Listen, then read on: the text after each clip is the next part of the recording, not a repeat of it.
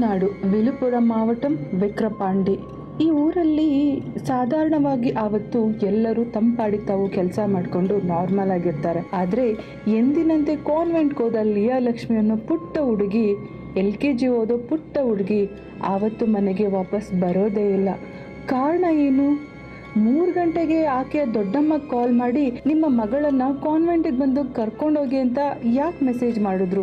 ಅನುಮಾನ ಬರೋ ಹಾಗೆ ಕೊಲೆ ಮಾಡಿದವರಾದ್ರೂ ಯಾರು? 3 ವರ್ಷದ ಹುಡುಗಿಗೆ ನಡೆದ ಅನ್ಯಾಯ ಏನಾದ್ರೂ ಏನು? ಇವತ್ತು ಜಗತ್ತಿನ ಯಾವುದೇ ಮೂಲೆಯಲ್ಲಿದ್ರೂ ನಾವು ಭಯ ಪಡುವಂತಹ ವಿಷಯವನ್ನೇ ನಾನಿವತ್ತು ನಿಮ್ಮ ಜೊತೆ ಹೇಳಕೊಟ್ಟಿರೋದು. ನಮಸ್ಕಾರ ಚದುರಂಗ ವೀಕ್ಷಕರೇ, ನೀವು ನೋಡ್ತಾ ಇದ್ದೀರಾ ಚದುರಂಗ ನೈಜಕತೆಗಳು. ನಾನು ದೀಪಿಕಾ. ಬನ್ನಿ ಇವತ್ತಿನ ಈ ನೈಜಕತೆ ಏನಾಯ್ತಂತ ನೋಡೋಣ.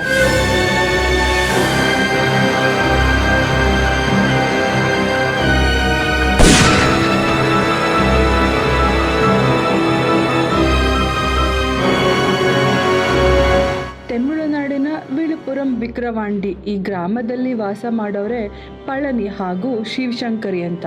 ಇವರಿಗೆ ಮುದ್ದಾದ ಒಂದು ಹೆಣ್ಣು ಮಗು ಇರುತ್ತೆ. 4 ವರ್ಷದ ಮುದ್ದಾದ ಹೆಣ್ಣು ಮಗು ಲಿಯಾ ಲಕ್ಷ್ಮಿ ಅಂತ. ಆಕೆ ಎಂದಿನಂತೆ ನಾರ್ಮಲ್ ಆಗಿ ಅಪ್ಪ ಅಮ್ಮನ ಜೊತೆ ಆಟ ಆಡ್ಕೊಂಡು ಮಕ್ಕಳ ಜೊತೆ ಆಟ ಆಡ್ಕೊಂಡು ಆರಾಮಾಗಿರ್ತಾಳೆ. ಆವತ್ತು ಎಂದಿನಂತೆ ಲಿಯಾ ಲಕ್ಷ್ಮಿಯನ್ನ ಆಕೆಯ ದೊಡ್ಡಮ್ಮ ಬೆಳಗ್ಗೆ 9 ಗಂಟೆಗೆ ಕಾನ್ವೆಂಟಿಗೆ ಬಿಡಕ್ಕಂತ ಹೋಗ್ತಾರೆ. ಕಾನ್ವೆಂಟಿಗೆ ಬಿಟ್ಟವ್ರೆ ಆಕೆಗೆ ಟಾಟಾ ಮಾಡಿ ಸಂಜೆ 3 ಗಂಟೆಗೆ ಬಂದು ನಾನಿನ್ನ ಕರ್ಕೊಂಡು ಹೋಗ್ತೀನಿ ಅಂತ ಹೇಳಿರ್ತಾರೆ. ಲಿಯಾ ಲಕ್ಷ್ಮಿ ಅನ್ನೋ ಪುಟ್ಟ ಹುಡುಗಿ ಆಕೆ ದೊಡ್ಡಮ್ಮಗೆ, ಸರಿ ದೊಡ್ಡಮ್ಮ ನೀವು ಬೇಗ ಬನ್ನಿ, ನಾಳೆಯಿಂದ ನನಗೆ ಸ್ಕೂಲ್ ಲೀವ್ ಇದೆ ಅಂತ ಹೇಳಿ ಕಳ್ಸಿರ್ತಾಳಂತೆ.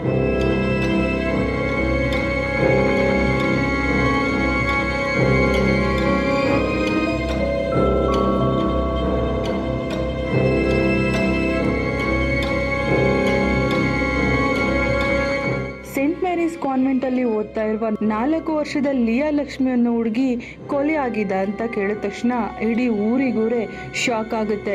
ಇಷ್ಟಕ್ಕೂ ಅಲ್ಲಿ ಏನ್ ನಡೀತು? ಈ ಪ್ರಕರಣ ಒಂದು ಅನುಮಾನಾಸ್ಪದವಾಗಿನೇ ನಡೀತಾ ಇದೆ. ಯಾಕಂದ್ರೆ ಇದು ತುಂಬಾ ವರ್ಷಗಳ ಹಿಂದೆ ನಡೆದಿಲ್ಲ. ಇದು ಜನವರಿ 3, 2024 ಅಂದ್ರೆ ಸರಿಯಾಗಿ ಇವತ್ತಿಗೆ 8 ದಿನ. ಸೊ ಲಿಯಾ ಲಕ್ಷ್ಮಿ ದೊಡ್ಡಮ್ಮಗೆ ಒಂದು ಮೆಸೇಜ್ ಬರುತ್ತೆ. ಆ ಮೆಸೇಜ್ ಅನ್ನ ನೋಡಿದ ಲಿಯಾ ಲಕ್ಷ್ಮಿ ದೊಡ್ಡಮ್ಮ ನಾರ್ಮಲ್ ಆಗಿ ಆಕೆ ಮಗಳನ್ನ ಕರ್ಕೊಂಡ್ ಬರಕ್ಕೆ ಕಾನ್ವೆಂಟ್ಗೆ ಹೋಗ್ತಾಳೆ. ಇಷ್ಟಕ್ಕೂ ಆ ಮೆಸೇಜ್ ಅಲ್ಲಿ ಏನಿತ್ತು ಅಂದ್ರೆ, ನಿಮ್ಮ ಮಗಳು ಲಿಯಾ ಲಕ್ಷ್ಮಿಯನ್ನ ಮನೆ ಕರ್ಕೊಂಡೋಗಿ ಬನ್ನಿ ಅಂತ ಬರ್ದಿರುತ್ತೆ. ಸೊ ಇದನ್ನ ನೋಡಿ ಲಿಯಾ ಲಕ್ಷ್ಮಿ ದೊಡ್ಡಮ್ಮ ನಾರ್ಮಲ್ ಆಗಿ ಕಾನ್ವೆಂಟಿಗೆ ಹೋಗ್ತಾರೆ. ಸೊ ಅಲ್ಲಿ ಲಿಯಾ ಲಕ್ಷ್ಮಿ ದೊಡ್ಡಮ್ಮ ಲಿಯಾ ಲಕ್ಷ್ಮಿ ಎಲ್ಲಿ ಅಂತ ಕೇಳಿದಾಗ ಕ್ಲಾಸ್ ಟೀಚರ್ ಲಿಯಾ ಲಕ್ಷ್ಮಿ ಕ್ಲಾಸ್ ಅಲ್ಲಿ ಇದ್ದಾಳೆ ಅಂತ ಹೇಳಿ, ಲಿಯಾ ಲಕ್ಷ್ಮಿ ಇಲ್ಲಿ ಬಾ, ನಿನ್ ದೊಡ್ಡಮ್ಮ ಬಂದಿದ್ದಾರೆ, ಮನೆಗೆ ಹೋಗು ಅಂತ ಹೇಳಿದ್ರು ಅಂತ ಲಿಯಾ ಲಕ್ಷ್ಮಿ ದೊಡ್ಡಮ್ಮ ನ್ಯೂಸ್ ಚಾನೆಲ್ ಮೂಲಕ ಹೇಳಿರ್ತಾರೆ. ಇದು ಲಿಯಾ ಲಕ್ಷ್ಮಿ ದೊಡ್ಡಮ್ಮ ನ್ಯೂಸ್ ಗಳಿಗೆ ಕೊಟ್ಟ ಮಾಹಿತಿ. ಜನವರಿ 3, 2024. ಇಷ್ಟಕ್ಕೂ ಸೇಂಟ್ ಮೇರೀಸ್ ಕಾನ್ವೆಂಟ್ ಅಲ್ಲಿ ಏನ್ ನಡೀತು? ಈಗ ನಾನ್ ಹೇಳೋ ವಿಚಾರ ಸೇಂಟ್ ಮೇರೀಸ್ ಕಾನ್ವೆಂಟ್ ನ ಟೀಚರ್ ಗಳು ಹೇಳಿರೋ ಮಾಹಿತಿ ಇದು. ಆವತ್ತು ಮಧ್ಯಾಹ್ನ ಎಂದಿನಂತೆ ಲಿಯಾ ಲಕ್ಷ್ಮಿ ಲಂಚ್ ಮುಗಿಸಿ 2 ಗಂಟೆ ಅಷ್ಟೊತ್ತಿಗೆ ವಾಶ್ರೂಮಿಗೆ ಹೋಗ್ಬೇಕು ಅಂತ ಹೇಳಿದ್ಲು. ಸೊ ನಾವು ಅವಳನ್ನ ವಾಶ್ರೂಮಿಗೆ ಕಳ್ಸಿದ್ವಿ. ಆದ್ರೆ ಅವಳು 5 ನಿಮಿಷ ಆದ್ರೂ ಕ್ಲಾಸಿಗೆ ಬರ್ದಿರೋದನ್ನ ಗಮನಿಸಿದ ನಾವು ಹಿಂದೆ ಹೋಗಿ ನೋಡಿದ್ವಿ. ಆದ್ರೆ ಲಿಯಾ ಲಕ್ಷ್ಮಿ ಅಲ್ಲಿ ಇರ್ಲಿಲ್ಲ. ಎಲ್ಲ ಕ್ಲಾಸ್ ರೂಮ್ಸ್ಗೂ ಮತ್ತು ಅಕ್ಕಪಕ್ಕ ಎಲ್ಲಾ ಕಡೆ ಹುಡುಕಿದ್ವಿ. ಆದ್ರೆ ಲಿಯಾ ಲಕ್ಷ್ಮಿ ಎಲ್ಲೂ ಸಿಗ್ಲಿಲ್ಲ. ತಕ್ಷಣ ಪಕ್ಕದಲ್ಲೇ ಇದ್ದ ಸೆಪ್ಟಿಕ್ ಟ್ಯಾಂಕ್ ಹತ್ರ ಲಿಯಾ ಲಕ್ಷ್ಮಿ ಇನ್ನರೊಂದು ಬಿದ್ದಿತ್ತು. ಅಂಡ್ ಸೆಪ್ಟಿಕ್ ಟ್ಯಾಂಕ್ ಹತ್ರ ನಾವು ಹೋಗಿ ನೋಡಿದಾಗ ತುಕ್ಕು ಹಿಡ್ಕೊಂಡಿದ್ದಂತಹ ಕಬ್ಬಿಣದ ಪ್ಲೇಟ್ ಅನ್ನ ಒಡೆದು ಲಿಯಾ ಲಕ್ಷ್ಮಿ ಕೆಳಗಡೆ ಬಿದ್ದೋಗಿರೋದು ನಮ್ಗೆ ಗೊತ್ತಾಯ್ತು. ಸೊ ಪಕ್ಕದಲ್ಲೇ ಇದ್ದ ಡ್ರೈವರ್ ನ ಕರೆದು ಸೆಪ್ಟಿಕ್ ಟ್ಯಾಂಕ್ ಅನ್ನ ನೋಡೋಕೆ ಹೇಳಿದ್ವಿ. ಅಲ್ಲಿ ಲಿಯಾ ಲಕ್ಷ್ಮಿ ಶೂ ಒಂದು ಕಾಣಿಸೋಕ್ ಶುರುವಾಯ್ತು.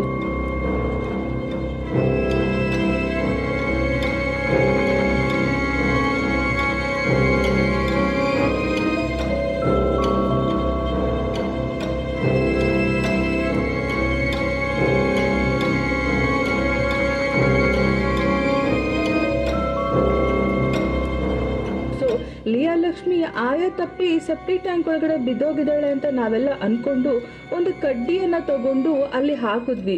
ಆದ್ರೆ ನಮ್ಗೆ ಯಾವುದೇ ಸುಳಿವು ಅಲ್ಲಿ ಸಿಗ್ಲಿಲ್ಲ. ಸೊ ಅಲ್ಲಿ ಏನೋ ಇರೋದು ನಮಗೆ ಗೊತ್ತಾಯ್ತು. ತಕ್ಷಣ ಗಾಬರಿಯಾದ ನಾವೆಲ್ಲರೂ ಆ ಕೋಲನ್ನ ಕೊಕ್ಕೆಯ ರೀತಿಯಲ್ಲಿ ಮಾಡಿಸಿ ಒಳಗಡೆ ಬಿಟ್ಟು ಆ ಡೆಡ್ ಬಾಡಿಯನ್ನ ನಾವು ಮೇಲ್ ತೆಗೆದ್ವಿ. ತಕ್ಷಣ ನಾವು ಹಾಸ್ಪಿಟ್ಲಿಗೆ ಕರ್ಕೊಂಡು ಹೋದ್ವಿ ಅಂತ ಸೇಂಟ್ ಮೇರಿ ಸ್ಕೂಲ್ ನ ಟೀಚರ್ಸ್ ಗಳು ಹೇಳ್ತಾರೆ. ಆದ್ರೆ ಲಿಯಾ ಲಕ್ಷ್ಮಿ ಪೇರೆಂಟ್ಸ್ ಸೈಡ್ ಹೇಳೋದೇ ಬೇರೆ ವಿಚಾರ ಆಗಿರುತ್ತೆ. ಅದೇನಂದ್ರೆ ಅವತ್ತು ಎಂದಿನಂತೆ ನಾರ್ಮಲ್ ಆಗಿ ಲಿಯಾ ಲಕ್ಷ್ಮಿಯನ್ನು ನಾವು ಸ್ಕೂಲಿಗೆ ಕಳ್ಸಿದ್ವಿ ಅಂಡ್ 3 ಗಂಟೆ ಅಷ್ಟೊತ್ತಿಗೆ ನಿಮ್ಮ ಮಗಳನ್ನ ಕರ್ಕೊಂಡೋಗಿ ಅಂತ ನಮ್ಗೆ ಮೆಸೇಜ್ ಬಂತು. ಆದ್ರೆ ನಾವಲ್ಲಿ ಹೋಗುವಾಗ ನಮ್ಮ ಮಗಳು ಇರ್ಲಿಲ್ಲ, ಸತ್ತೋಗಿರೋ ರೀತಿಯಲ್ಲಿ ನಮ್ಮ ಮಗಳು ದೇಹ ಸಿಕ್ತು ಅಂತ ಹೇಳ್ತಾರೆ. ಇಷ್ಟಕ್ಕೂ ಸೆಪ್ಟಿಕ್ ಟ್ಯಾಂಕ್ ಒಳಗಡೆ ಬಿದ್ದಿರೋ ನಮ್ಮ ಮಗು ಬಟ್ಟೆ ಯಾವುದೇ ರೀತಿ ಸ್ಮೆಲ್ ಇರಲ್ಲ ಅಂಡ್ ಸೆಪ್ಟಿಕ್ ಟ್ಯಾಂಕ್ ಒಳಗಡೆ ಬಿದ್ದಿರೋ ಯಾವುದೇ ರೀತಿಯಾದಂತಹ ಕುರುಹುಗಳು ನಮಗೆ ಸಿಕ್ಕಿಲ್ಲ.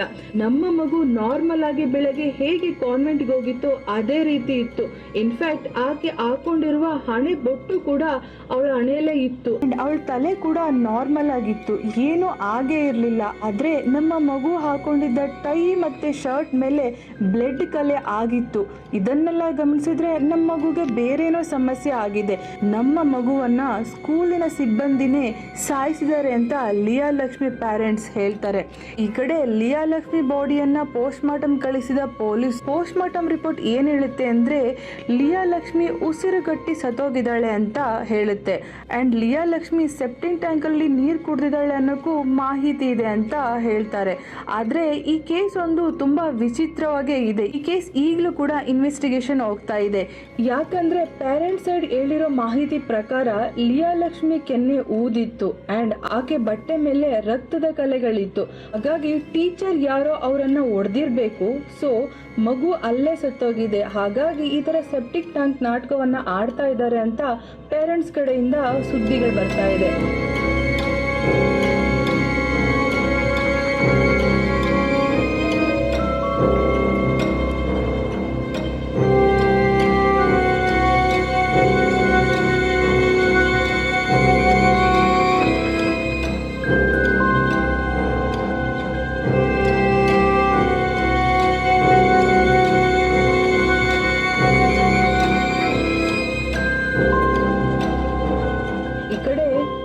ಸಿಬ್ಬಂದಿಗಳು ಹೇಳೋ ವಿಚಾರನೇ ಬೇರೆ ಇದೆ.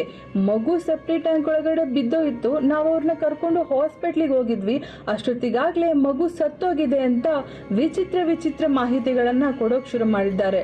ಎಲ್ಲಾ ನ್ಯೂಸ್ ಚಾನೆಲ್ಗಳಲ್ಲೂ ಪ್ರಾಪರ್ ಮಾಹಿತಿ ಎಲ್ಲೂ ಕೂಡ ಸಿಗ್ತಾ ಇಲ್ಲ. ಆದ್ರೆ ಲಿಯಾ ಲಕ್ಷ್ಮಿ ಅನ್ನೋ ಪುಟ್ಟ ಹುಡುಗಿ ಸತ್ತೋಗಿರೋದಂತೂ ನಿಜ. ಇದರಲ್ಲಿ ಪೊಲೀಸರು ಹಾಗೂ Liya Lakshmi parents side CCTV ಕ್ಯಾಮ್ರಾವನ್ನ ಚೆಕ್ ಮಾಡಿದಾಗ ಲಿಯಾ ಲಕ್ಷ್ಮಿ ಅನ್ನೋ ಪುಟ್ಟ ಹುಡುಗಿ 1 ಗಂಟೆ 50 ನಿಮಿಷಕ್ಕೆ ಸೆಪ್ಟಿಕ್ ಟ್ಯಾಂಕ್ ಒಳಗಡೆ ಬಿದ್ದೋಗಿದೆ.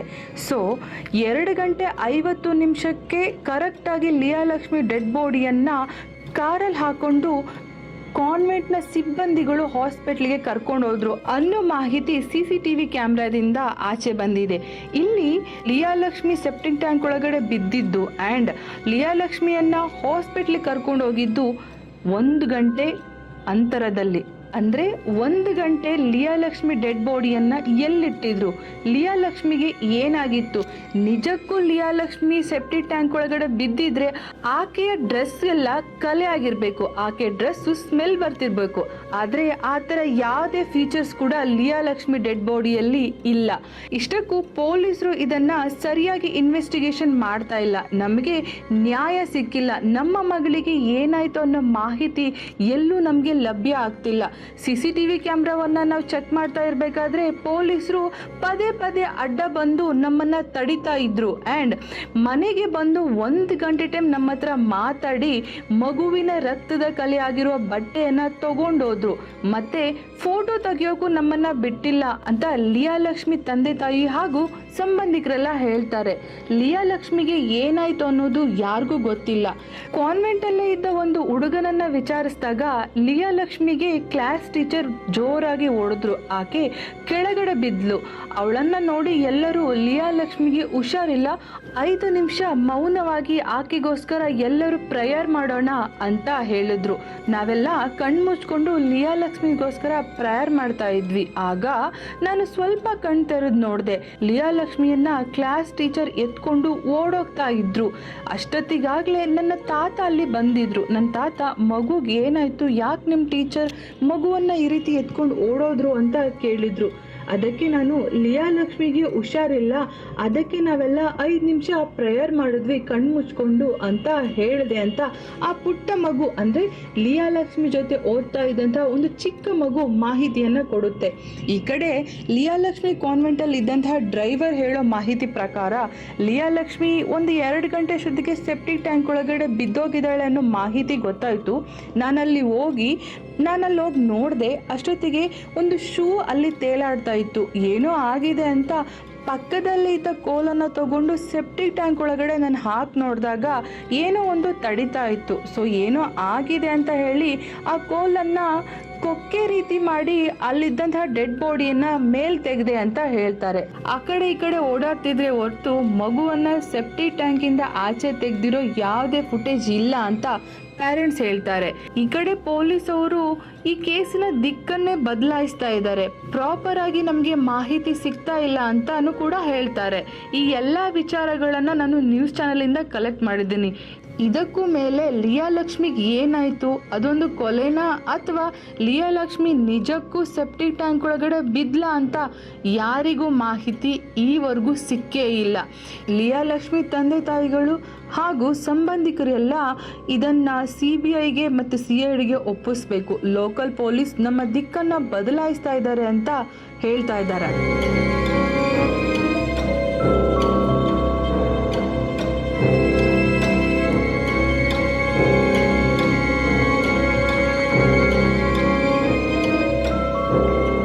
ಇಷ್ಟಕ್ಕೂ 4 ವರ್ಷದ ಪುಟ್ಟ ಮಗು ಲಿಯಾ ಲಕ್ಷ್ಮಿಗೆ ಏನಾಯ್ತು?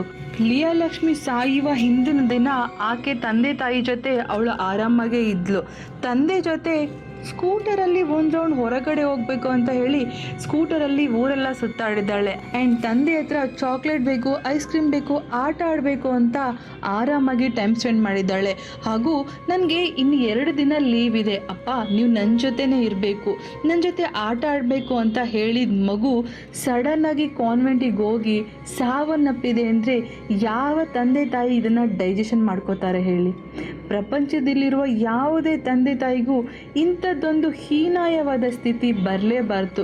ಯಾಕಂದರೆ 4 ವರ್ಷದ ತಮ್ಮ ಮುದ್ದಾದ ಮಗು ಸೆಪ್ಟಿಕ್ ಟ್ಯಾಂಕಲ್ಲಿ ಬಿದ್ದು ಸಾವನ್ನಪ್ಪಿದೆ ಅಂತ ಒಂದು ಕಡೆ, ಆದರೆ ಇನ್ನೊಂದು ಕಡೆ ತಮ್ಮ ಮಗಳು ಸೆಪ್ಟಿಕ್ ಟ್ಯಾಂಕ್ ಒಳಗಡೆ ಬಿದ್ದೇ ಇಲ್ಲ. ಮಗು ಬಟ್ಟೆಯಲ್ಲಿ ರಕ್ತದ ಕಲೆಗಳಿದೆ. ಮಗುಗೆ ಯಾರಾದರೂ ಹೊಡೆದ್ರ, ಆಕೆಗೆ ಚಿತ್ರಹಿಂಸೆ ಏನಾದರೂ ಕೊಟ್ರಾ ಅನ್ನೋ ಅನುಮಾನ ಇನ್ನೊಂದು ಕಡೆ. ಈಗ ಮಗು ಸತ್ತೋಗಿದೆ ಅಂತ ಅವ್ರು ಚಿಂತೆ ಪಡಬೇಕಾ? ಇಲ್ಲ. ಮಗು ಕೊಲೆ ಆಯ್ತಾ ಅನ್ನೋ ಚಿಂತೆ ಪಡಬೇಕಾ? ಪೊಲೀಸರು ಇನ್ವೆಸ್ಟಿಗೇಷನ್ ತೀವ್ರತೆಯನ್ನು ಹೆಚ್ಚಿಸಿದ್ದಾರೆ. ಆದರೆ ಲಿಯಾ ಲಕ್ಷ್ಮಿ ಪೇರೆಂಟ್ಸ್ ಮಾತ್ರ ಈ ಕೇಸನ್ನು CBCIDಗೆ ಒಪ್ಪಿಸ್ಬೇಕಂತ ಹೋರಾಟ ಮಾಡ್ತಾ ಇದ್ದಾರೆ. ಈಗ ಪೊಲೀಸರು ಅದೇ ಕಾನ್ವೆಂಟಲ್ಲಿ ಇದ್ದಂತಹ ಈ ಕೇಸಿನಲ್ಲಿ ಸೆಂಟ್ ಮೇರಿಸ್ ಕಾನ್ವೆಂಟ್ನ ಮ್ಯಾನೇಜ್ಮೆಂಟ್ ಆದಂತಹ 65 ವರ್ಷದ ಎಮಲ್ಡಾ ಹಾಗೂ ಪ್ರಿನ್ಸಿಪಾಲ್ ಆದಂತಹ 50 ವರ್ಷದ ಮೇರಿ ಅಂಡ್ ಲಿಯಾ ಲಕ್ಷ್ಮಿ ಇದ್ದಂತಹ ಕ್ಲಾಸ್ ಟೀಚರ್ ಏಂಜಲ್ 33 ವರ್ಷ ಇವರನ್ನ ಅರೆಸ್ಟ್ ಮಾಡಿ ಇನ್ವೆಸ್ಟಿಗೇಷನ್ ನಡೆಸ್ತಾ ಇದ್ದಾರೆ. ಇನ್ವೆಸ್ಟಿಗೇಷನ್ ಈಗಲೂ ಕೂಡ ನಡೀತಾನೆ ಇದೆ. ಈ ಕೇಸಿನಲ್ಲಿ ಇಷ್ಟೇ ಮಾಹಿತಿ ಇದುವರೆಗೂ ನನಗೆ ಲಭ್ಯ ಆಗಿರೋದು. ಹೆಚ್ಚಿನ ಮಾಹಿತಿ ಸಿಕ್ಕಿದ್ರೆ ಖಂಡಿತ ಈ ಕೇಸಿನ ಎಕ್ಸ್ಟ್ರಾ ಡೀಟೇಲ್ಸನ್ನು ನಾನು ನಿಮ್ಗೆ ಹೇಳ್ತೀನಿ. ಅದೇನೇ ಆದರೂ ಲಿಯಾ ಲಕ್ಷ್ಮಿ ಅನ್ನೋ ಪುಟ್ಟ ಹುಡುಗಿ ಸಾವಿಗೆ ನ್ಯಾಯ ಸಿಗಲೇಬೇಕು. ಬಿಕಾಸ್ ಆಕೆ ಮಾಡದಿರೋ ತಪ್ಪಿಗೆ ಆಕೆ ಜೀವನವನ್ನೇ ಮತ್ತು ಜೀವವನ್ನೇ ಕಳ್ಕೊಂಡಿದ್ದಾಳೆ. ಆಟ ಆಡಿಕೊಂಡು ಆರಾಮಾಗಿ ಮಕ್ಕಳ ಜೊತೆ ತಂದೆ ತಾಯಿಗಳ ಜೊತೆ ಆರಾಮಾಗಿರಬೇಕಾದಂತಹ 4 ವರ್ಷದ ಪುಟ್ಟ ಮಗು ತನ್ನ ಜೀವವನ್ನೇ ಕಳ್ಕೊಂಡಿದೆ. ಇದಕ್ಕೆಲ್ಲ ಯಾರು ಕಾರಣ? ಇದಕ್ಕೆ ಯಾರು ಉತ್ತರ ಕೊಡ್ತಾರೆ? ನಮ್ಮ ಸೊಸೈಟಿ ಏನು ಮಾಡ್ತಾ ಇದೆ ಆ್ಯಂಡ್ ನಮ್ಮ ಕಾನೂನಾಗಲಿ ಪೊಲಿಟಿಕಲ್ ಪವರ್ ಆಗಲಿ ಏನು ಮಾಡ್ತಾ ಇದೆ? ನಾನು ಇನ್ನೊಂದು ವಿಷಯ ನಿಮ್ಮ ಹತ್ರ ಹೇಳಬೇಕು. ಈ ಲಿಯಾ ಲಕ್ಷ್ಮಿ ಅನ್ನೋ ಚಿಕ್ಕ ಹುಡುಗಿ ಕೇಸಲ್ಲಿ ಪೊಲಿಟಿಕಲ್ ಕೂಡ ಇನ್ವಾಲ್ವ್ ಆಗಿದೆ ಅನ್ನೋ ಒಂದು ಸಣ್ಣ ಮಾಹಿತಿ ದೊರೆತಿದೆ. ಬಿಕಾಸ್ ಆ ಕಾನ್ವೆಂಟ್ನ ಮ್ಯಾನೇಜ್ಮೆಂಟ್ ಈಗ ಆಲ್ರೆಡಿ ಎಲ್ಲ ಸಾಕ್ಷಿಗಳನ್ನು ನಾಶ ಮಾಡೋಕ್ಕೆ ಮುಂದಾಗಿದ್ದಾರೆ ಅಂತ ಹೇಳ್ತಾ ಇದ್ದಾರೆ. ಅದೇನೇ ಆದರೂ ಲಿಯಾ ಲಕ್ಷ್ಮಿ ಅನ್ನೋ ಪುಟ್ಟ ಹುಡುಗಿ ಮಾತ್ರ ಜೀವ ಕಳ್ಕೊಂಡ್ರು. ತಂದೆ ತಾಯಿಗೆ ಒಬ್ಬಳೇ ಮಗಳಾಗಿದ್ದಂಥ ಲಿಯಾ ಲಕ್ಷ್ಮಿ ಇವತ್ತು ತಾನು ಮಾಡದೇ ಇರೋ ತಪ್ಪಿಗೆ ಸಾವಿಗೆ ಶರಣಾದರು. ಅದಕ್ಕೆ ನಾನು ನಿಮ್ಗೆ ಯಾವಾಗಲೂ ಹೇಳೋದು, ಜೋಪಾನವಾಗಿರಬೇಕು. ಯಾಕಂದರೆ ಶತ್ರುಗಳು ಹಿತಶತ್ರುಗಳು ನಮ್ಮ ಪಕ್ಕನೇ ಇರ್ತಾರೆ.